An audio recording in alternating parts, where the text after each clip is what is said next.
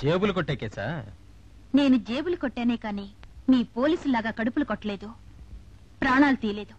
నిజంగా పోలీసులు ప్రాణాలు తీసేవాళ్లే అయితే నీకిలా మాట్లాడే ధైర్యమే ఉండదు. సరే, చనిపోయిన రవి చెల్లెల్ని పిలు. ఆ రవి చెల్లెల్ని నేనే. నీ పేరు?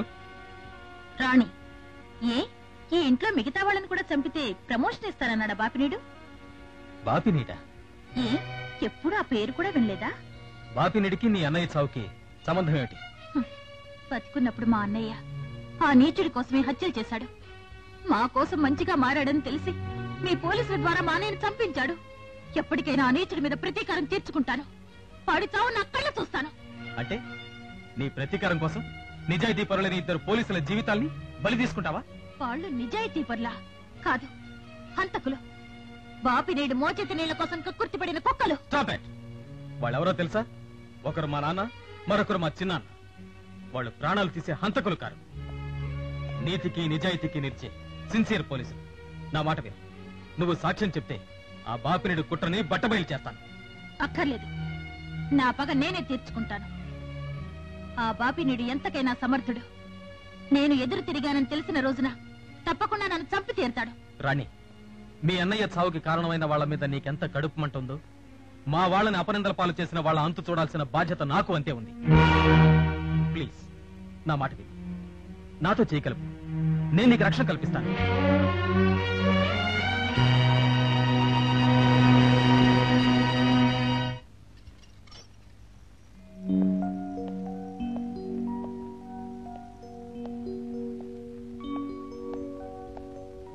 మా ఆంటీ.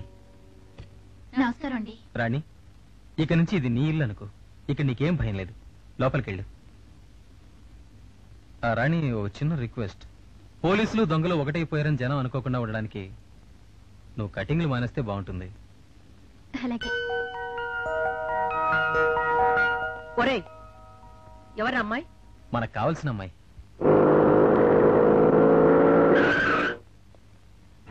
ఎవరతను? మన ఊరు కొత్తగా వచ్చాడే ఎస్ఐ. అతనేనేమో. చాలా అందంగా ఉన్నాడు కదా. నువ్వు మూసుకో. ఏమిటి? నోరు. ఏమిటి కన్నా ఇలా వచ్చావు? రవి అనే వ్యక్తి మీ దగ్గర పనిచేశాడా? రవి అంటే మన రవేనా? నువ్వు మూసుకో.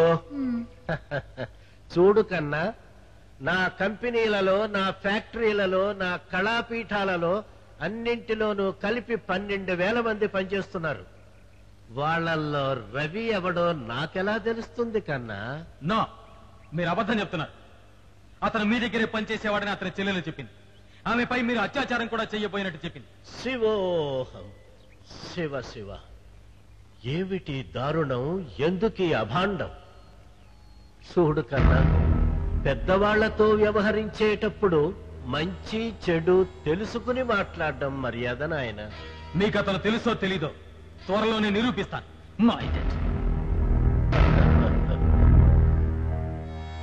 ఎందుకైనా మంచిది, వీడి మీద ఒక కన్నేసి ఉంచమని మన వాళ్ళందరికీ చెప్పు. అలాగే. ఓం నమః శివాయ. నీ ప్రమోషన్ గురించి నాకు వదిలేవా, ఊరిక కంగారు పడక. అలాగే గురు, నువ్వు చెప్పినట్టు చేద్దాం. తెలిసిందా? స్టేషన్ లో సిగరెట్ కాలుస్తున్నావు, పైగా పొగ నా మొహం మీద వదిలిపెడుతున్నావా? ఏంటి సిగరెట్ కాల్చాలన్నది కాల్చాం, ఏడు పెద్ద బోడి ఆజ్మాయిషాలు వేస్తావిటి? What nonsense you're talking? ఏ ఊరికి నాన్ సెన్స్ గిన్స్ అంటావట, పెద్ద డిసిప్లిన్ ఆఫీసర్ లాగా. మీ నాన్న మీ బాబాయ్ హత్య చేసి జైలుకి వెళ్ళారు. ఆగండి సార్, ఆయన ఎందుకు కొడతారు? ఆయన అన్న దాంట్లో తప్పే ఉంది. ఏమైందిరా? మనం చేసిన పని వల్ల అబ్బాయి అవమానాలు పాలవలసి వస్తుంది. మన అబ్బాయి ఎప్పుడు అవమానాలు పాలయ్యారా? కళ్ళు మూసుకుంటే అబ్బాయి అవమానాలు పాలవుతున్నట్టు కనిపిస్తోందరా. మరి ఏం చేస్తాం? మనం చెయ్యని నేరం మన నెత్తిన పడ్డప్పుడు, అదే ఆ చెయ్యని నేరమే మన మీద పడ్డప్పుడు మనం ఇక్కడ చేతులు కట్టు కూర్చుంటే వాడక్కడ 10 మందిలోనూ ఎన్ని అవమానాలు పొందుతున్నాడు. బాగుందిరా. జైల్లో పడ్డాక మనం ఏం చేయగలుగుతాం చెప్పు? పెద్దోడా, ఒక పని చేస్తే. ఏమిటది? మనం జైలు నుంచి తప్పించుకుని రుజువు చేసుకోవాలి. చచ్చా, ఏమిటో నువ్వు చెప్పేది? మనం పోలీసులు, మన కాండక్ట్ రూల్స్ ఒప్పుకో. నీ మొహం, మనం పోలీసులుగా ఉన్నప్పుడే రూల్స్ రా. ఖైదీలుగా ఉన్నప్పుడు మనకు రూల్స్ ఏంటి? అందుకే మనం తప్పించుకుని హంతకులం కాదని రుజువు చేసుకోవాలి.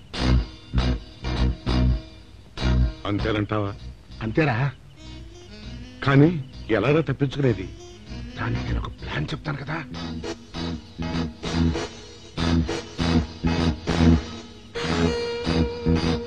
అమ్మో, నాకు భయం వేస్తాను. నేనున్నాను కదా, నేను చెప్పినట్టు చెయ్యి.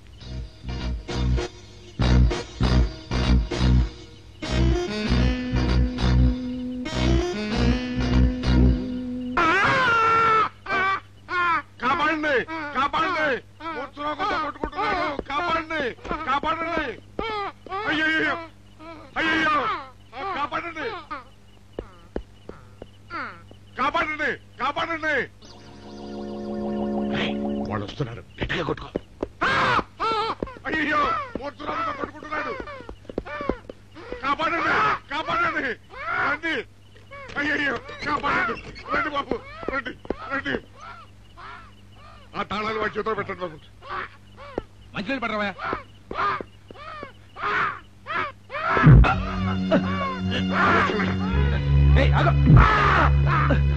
మిస్టర్ ఆగో.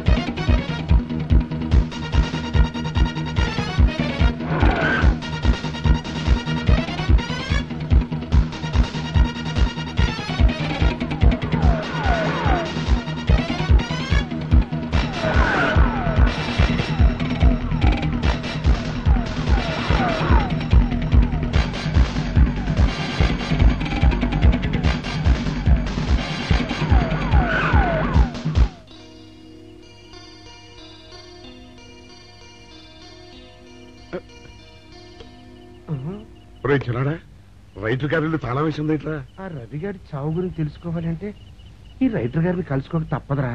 ఇప్పుడు ఎట్టంట? ఇప్పుడు ఎట్టా మరి?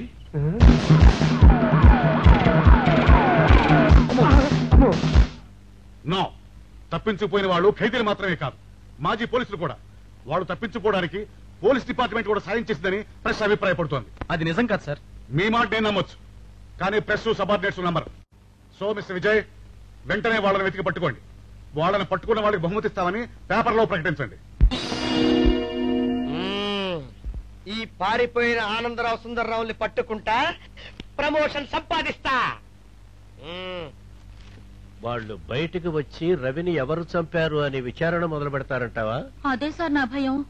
వాళ్ళు విచారణ మొదలు పెడితే మీరు పెద్దల్లో కలిసిపోతారేమోనని. మూస్తావా? ఏమిటి నోరు. చాలండి.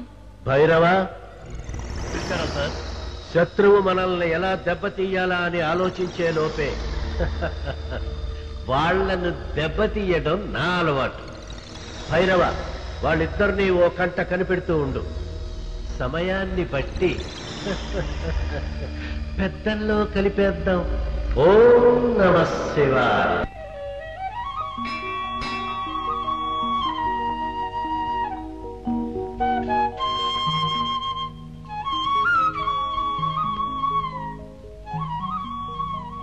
ఇదేంటి బాబు, ఖైదీల బట్టలు కూడా ఫ్యాషన్గా అయిపోయి ఇప్పుడు తెచ్చుకున్నారు, ఫ్యాషన్గా ఉన్నాయి.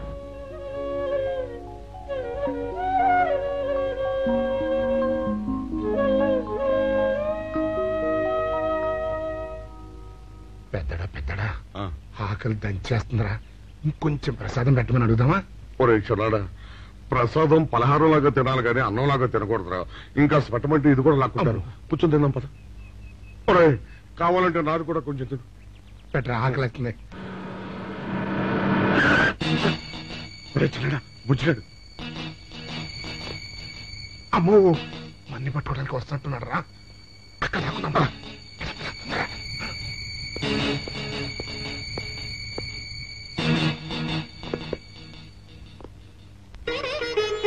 స్వామి, నా తండ్రులు నిర్దోషులని నా మనసుకి తెలుసు. అసలు దోషులు పట్టుబడి నా వాళ్ల మీద వచ్చిన ఈ మచ్చ మాసిపోయేలా చేయి స్వామి. ఈ ప్రయత్నంలో నాకు విజయం కలిగేలా చూడు స్వామి.